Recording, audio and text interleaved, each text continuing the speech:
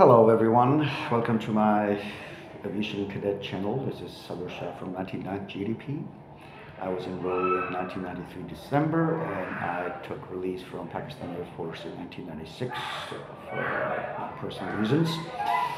And I have flown 3 aircrafts, MFI-17 known as Mashak, the Karakram 8 known as K8, and T-37 known as Tweety Bird. So propeller, single engine, and then double engine. I have over 150 hours, not much. And flying was my passion. It is my passion, although I've discontinued flying after 1996. Only flew a glider, but still in touch with aviation.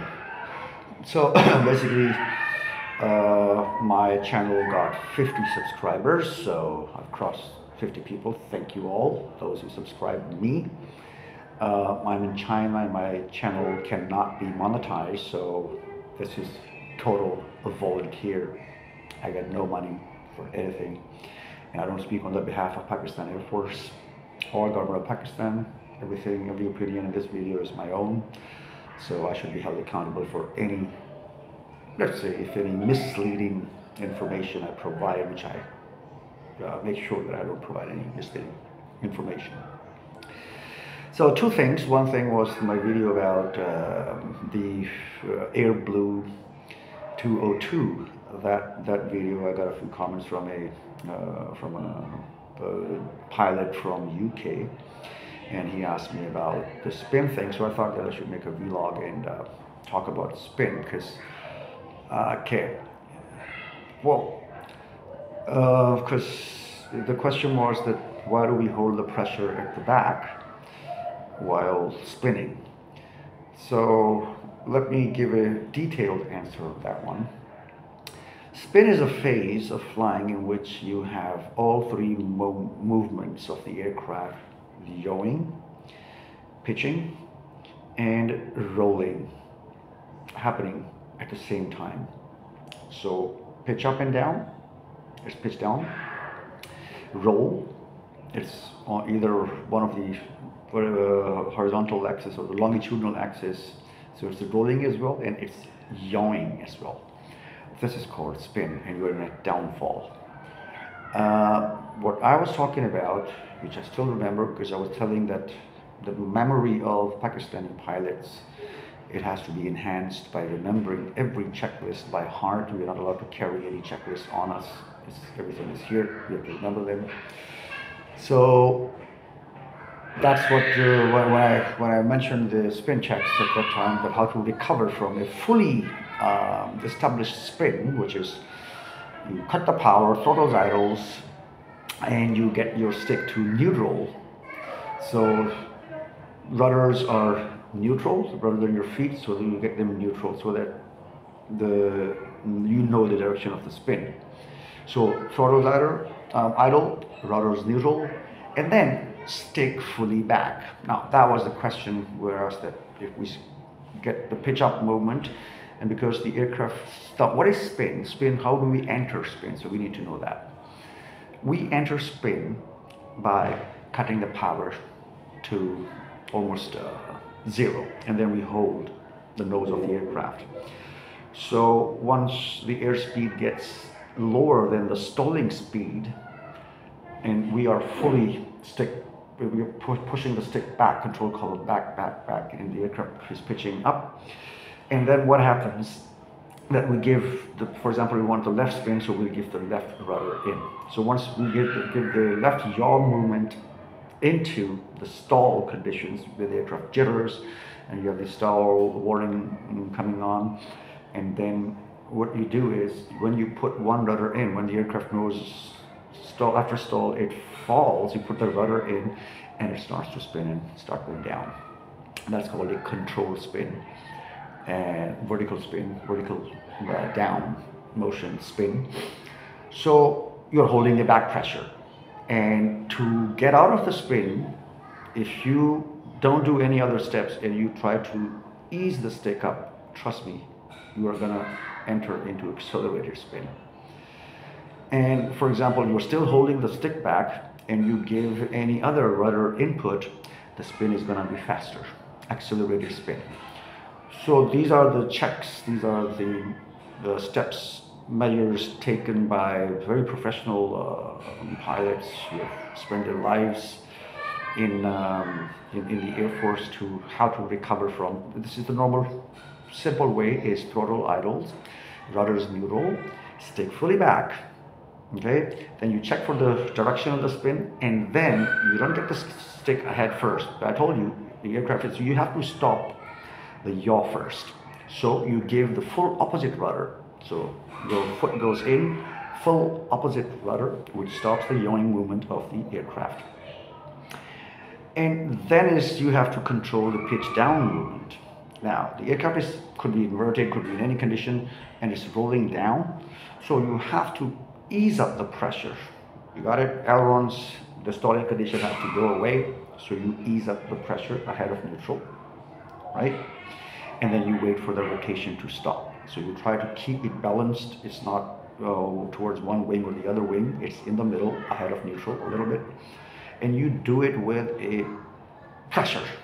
And I'm not talking about F-16s or fly-by-wire aircrafts where you can only do it with your fingers, right? But on the old traditional aircrafts with the control column, you get it ahead of the neutral position, and then you wait. And if the rotation doesn't stop, you do the same actions again. Make sure your throttle is idle, and your rudders are again neutral. Your stick is again fully back, right? And then you apply the opposite rudder, and then you count 1001, 1002, 1003. In most cases, people say 1 Mississippi, 2 Mississippi, 3 Mississippi. Stick again ahead of the neutral position.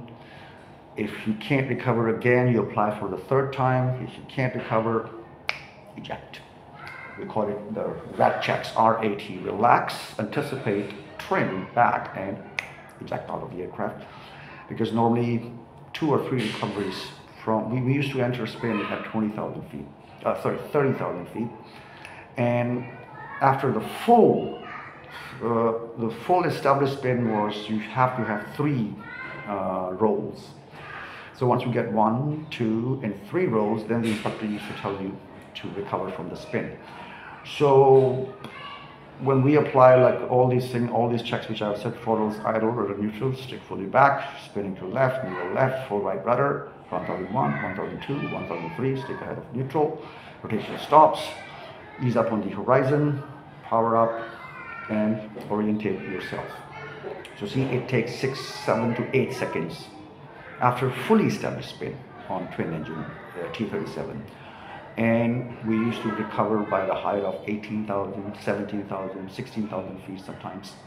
So within 6, 7, 8 seconds, you should drop down to that height. So imagine if you're applying the second recovery, we're going to go down to another 12,000 feet. And the safety height for us was 14,000 feet.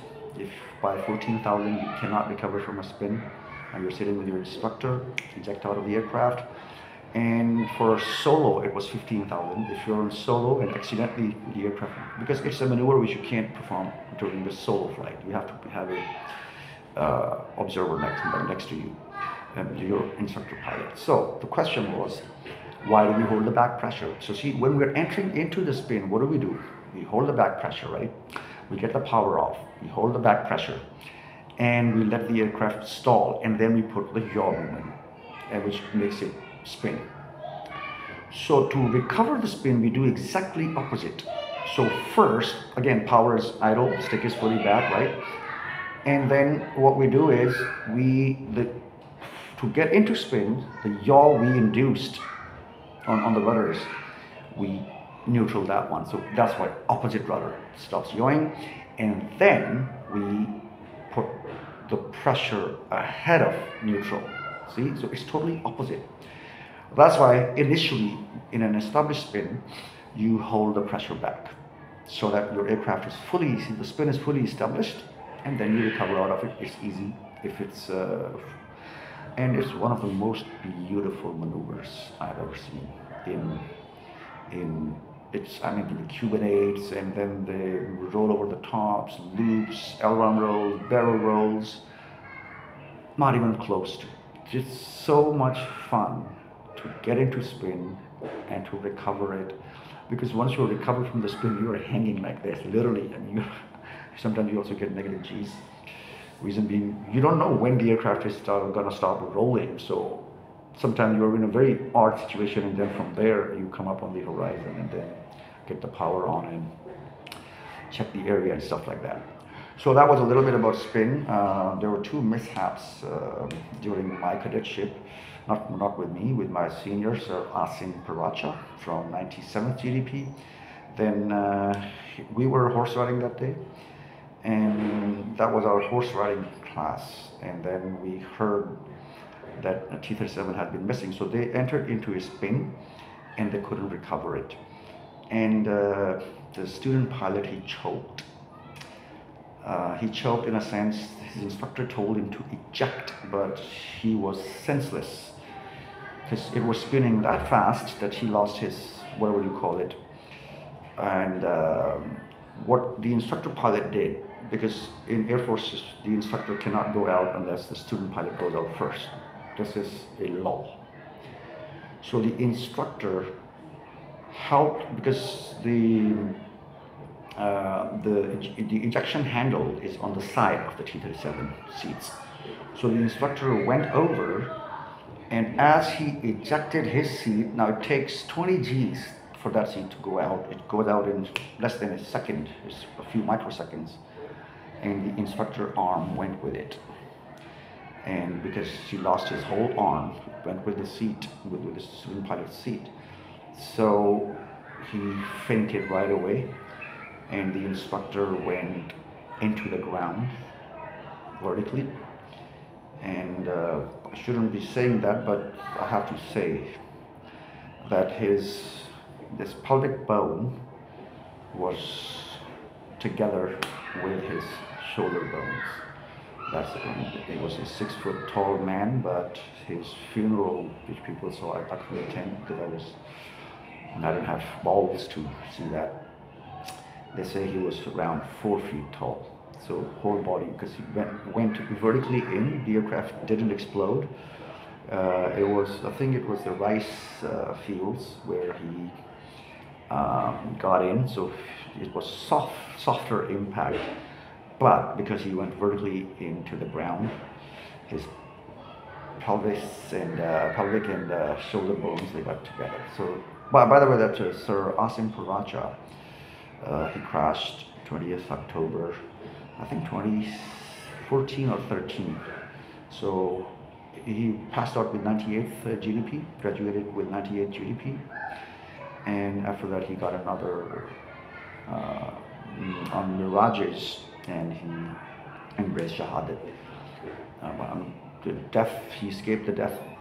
Back then, the IP instructor pilot saved his life and gave away his own life, but the death again caught him. So that was one incident which I wanted to share with everyone. And in PAF, everyone knows about that one. That's this spin couldn't be recovered. So I hope that I have covered easily this easy matter. So spin is not to be practiced anywhere. You try to avoid it. And the aircraft cannot go into spin unless you have messed up totally. Because when it's going to stall, it tells you. You get the jitters, you get the stall warning. So apply the recovery right away. And recovery is always automatic. Stick down, power up. That's it. That's the recovery. Initial recovery. We practice like 2 or 3 kinds of spins: fully established spin, half established spin, and when we're just entering the spin. So when you're just entering the spin, this aircraft takes the first roll. That's easy to recover. You just get the nose up and power on. That's it. And the rudder. Yeah. So rudder goes in, stick goes down, and power goes in right away. So you could recover. But if you're in a fully established spin, then the checks are you have to hold the back pressure. So rudders neutral, throttles idle, rudders neutral, stick fully back, spinning to the side, other rudder, get your control column in, it stops the rotation, is up on the horizon, power on, area from left front, right top, clear, and move on. So I hope I have covered a little bit about the spin. Any questions, just drop in the comment box. Thank you very much. Allah Hafiz.